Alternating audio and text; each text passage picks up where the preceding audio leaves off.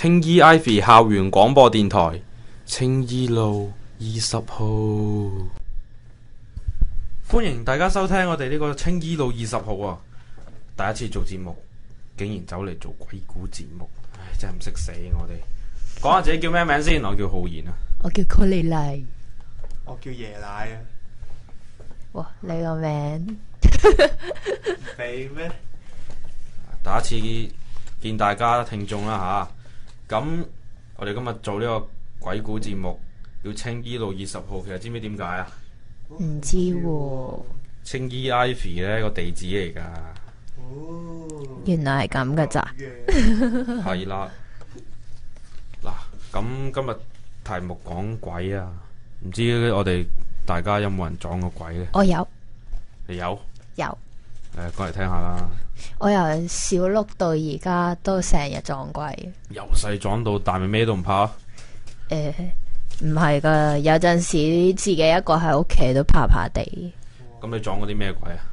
不如講下小六嗰陣時啦。嗰陣時我仲未搬嚟九龍城嘅，不過就喺我表妹嗰度瞓借宿一宵，跟住我就喺度瞓覺啦。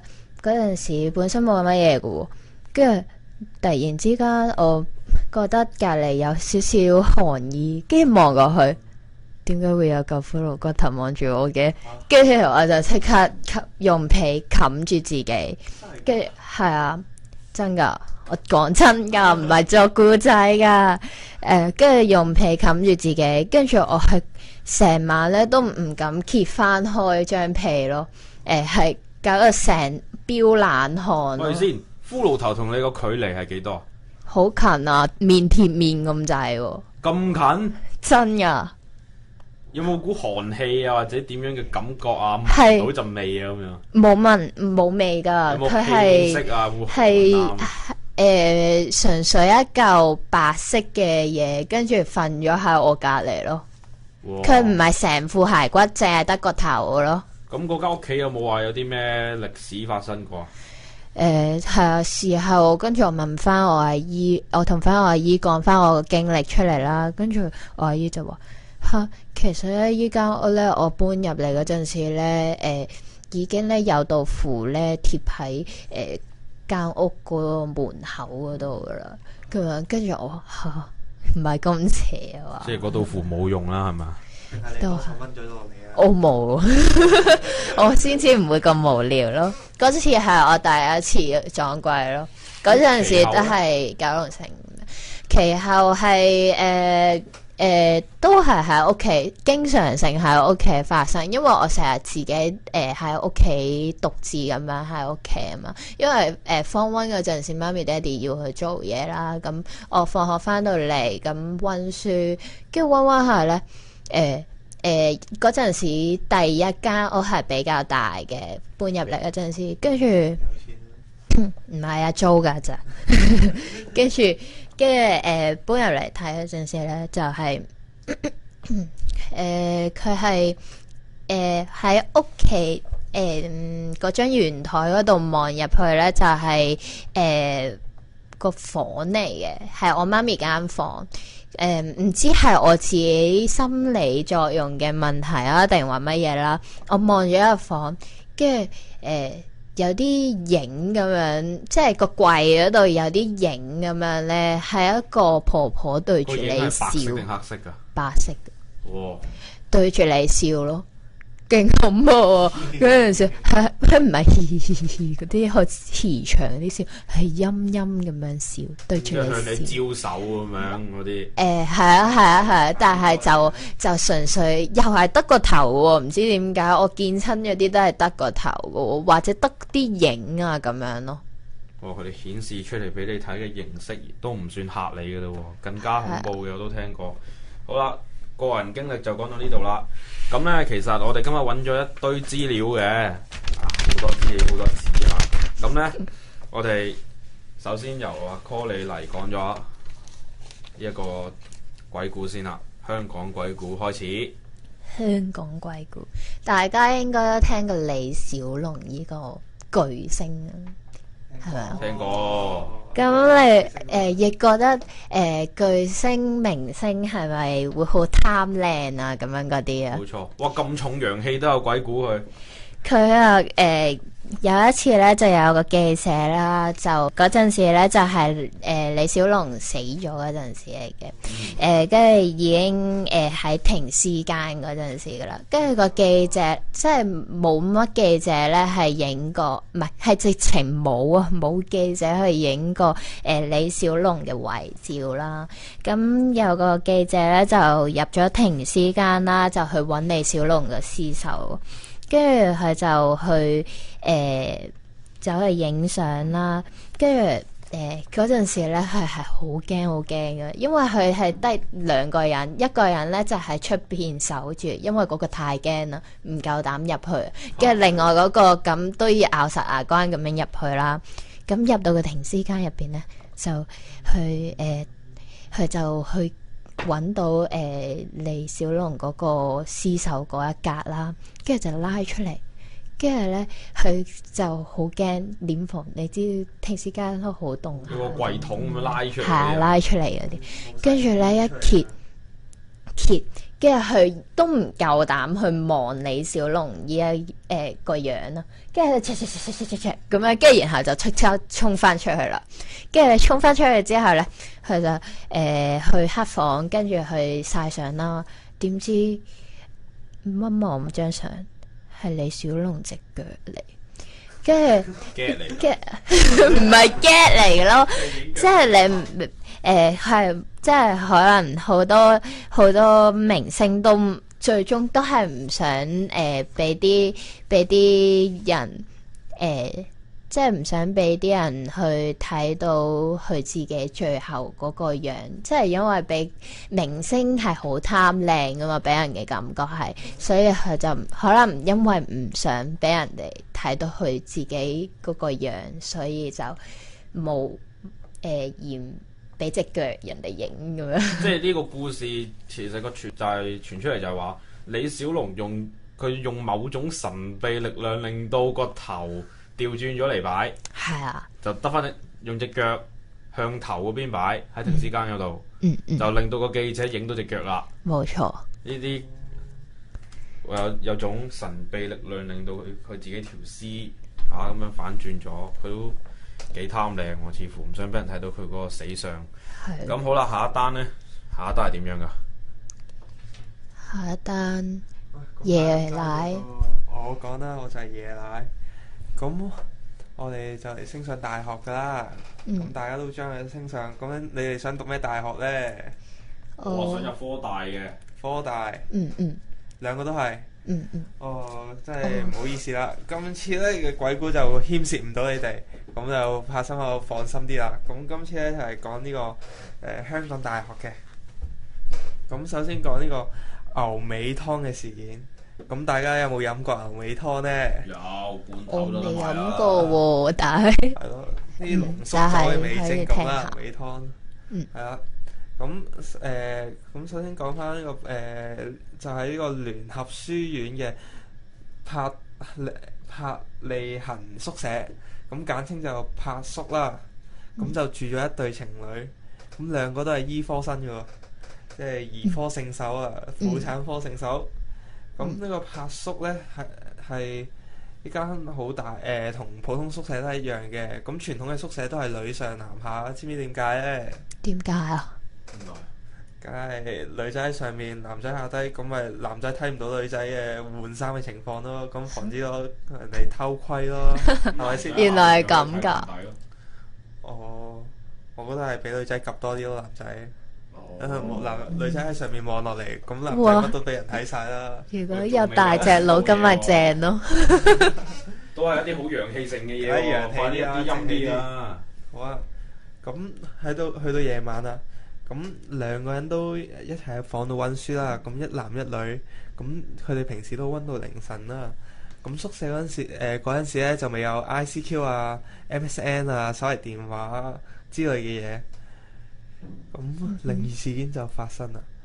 咁個女仔竟然可以每晚都用條繩吊碗牛尾湯俾樓下嘅男朋友飲，因為男女朋友之間佢咁啱，女仔就係樓上間房，咁啱對正男生嗰間房，咁大家一日係男女朋友，咁日日如是咁樣當男朋友溫到攰啊，就嚟瞓嗰陣時，佢女朋友都咁啱撞正時間就掉碗牛尾湯落嚟喺窗口，咁男生就係伸隻手出去窗度拎入嚟飲㗎啦，飲完就俾翻個女仔運翻上去，係咪好奇怪呢？係啊，一條繩竟然可以吊到碗湯落嚟。我唔係，咁可能嗰陣時有嗰啲湯壺啊嘛。但係其實係咪嗰個男仔同個女仔係有啲咩關係㗎？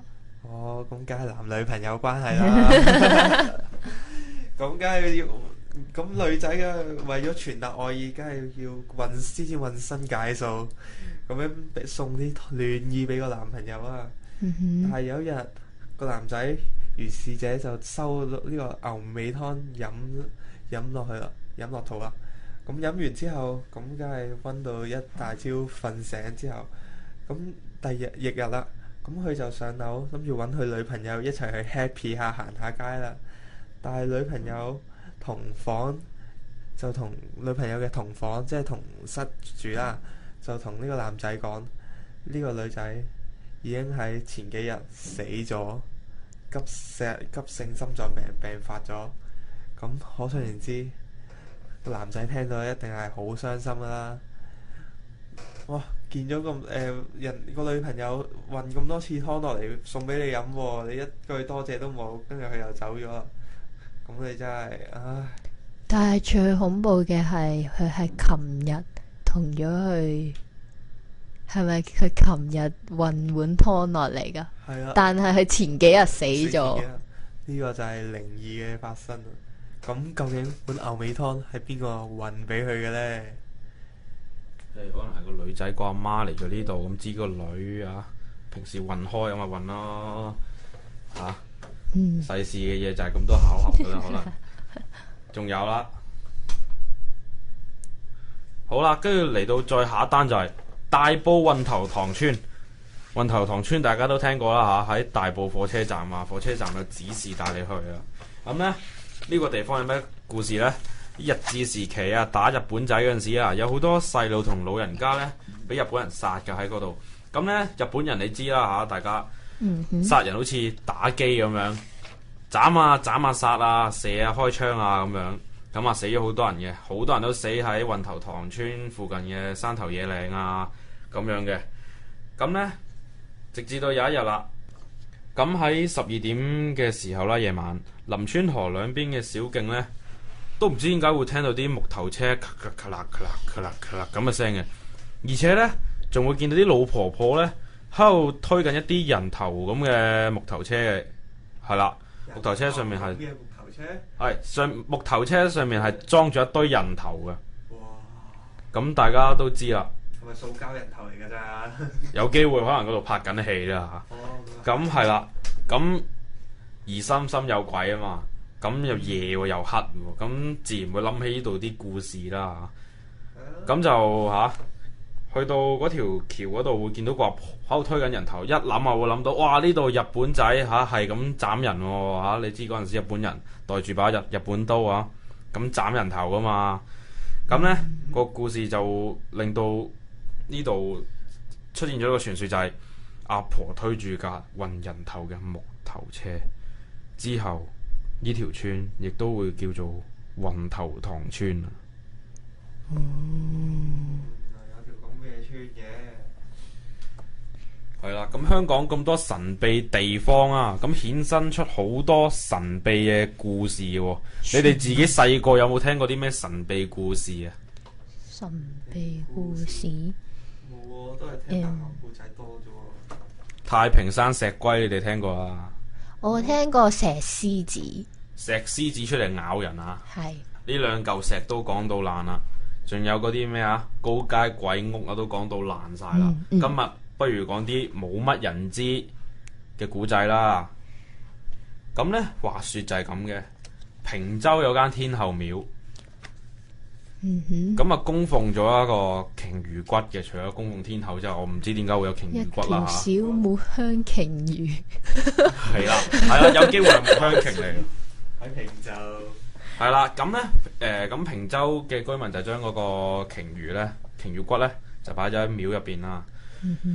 咁好啦，話說有一日啦，有一班後生仔去咗平洲嗰度遊山玩水啦，去海邊沙灘度玩啦。好死唔死走咗入去廟度，又唔知點解搬咗嗰嚿鯨魚骨出去沙灘，怪事就嚟啦！一個怪風同一個怪浪，將呢班後生仔捲走咗。咁其中呢，游翻幾個上嚟，但係咧有一個咧又失蹤咗，屍首都唔見埋。去到最後呢，最奇怪嘅事就嚟啦！嗰班後生仔將個鯨魚骨擺翻喺廟嗰度安放好之後，家人亦都喺嗰度祭咗呢個天后廟。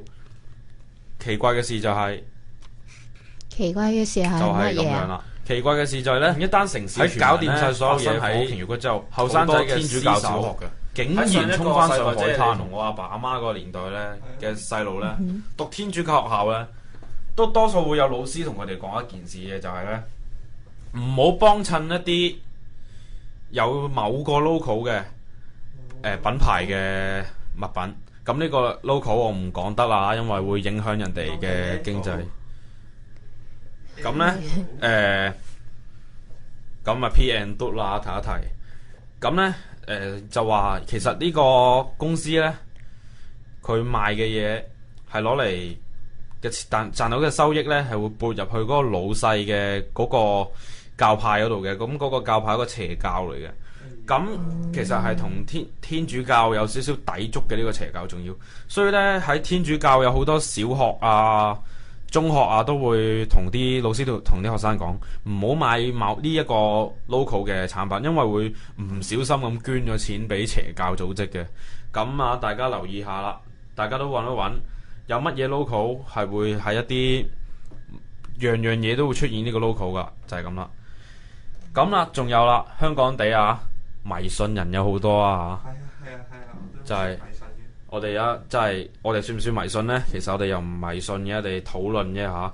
但係上一代嘅人呢，真係會當呢啲嘢呢，直頭係當真有其事咁樣去做出嚟嘅，仲令到會有好多人命損失添。損失點樣損失法？有冇聽過啲人鬧人塞豆窿？有啊，好多阿媽都唔知點解好賤格嘅，鬧個仔要塞豆窿，但係佢冇諗過其實塞豆窿呢個背後嘅意思。其實係點解㗎？其實塞豆窿係咁嘅。咁嗱，以前有好多起橋啊、起碼頭啊，起下冧咗噶嘛會。係啊。咁就啲人又迷信啦，就話：唉，梗係呢度風水唔好啊，有鬼搞我哋啦，咁啊冧咗啦咁跟住就會揾到童男童女。一定係童男童女啊！冇錯啦，一陰一陽。金童玉女。係啦，跟住將挖個窿，塞咗佢落地下，打山莊先，呢啲叫做。咁埋咗佢哋個半身喺嗰度。咁等佢哋落石屎啊咩啊咁樣，擁埋個上半身。咁啊呢啲叫打生莊啦。係咪即係好似話咩？啲好似嗰啲黑社會都會咁樣做㗎，係嘛？黑社會呢啲我就唔清楚，我只係知道以前啲人起碼頭啊就會咁樣啦。咁塞豆窿呢句說話呢，其實就係咁嚟嘅。個背後原來有一個咁奇怪或者同埋恐怖嘅一個故事嘅。咦，節目都去到尾聲啦，不如我哋預告下下一集或者我哋將來會做啲乜嘢嘅節目啊，好嘛？都好喎。我哋下一集呢，就將會講開香港之外嘅靈異地點啦，同埋會有宗教嘅一啲天主教啊、佛教啊嗰啲嘢。與此同時呢，就有呢個外星人啦，以及呢個陰謀論啦。咁節目就咁完咯，咁下次我哋青衣路20號再見咯，拜拜。神秘詭異，青衣路20號。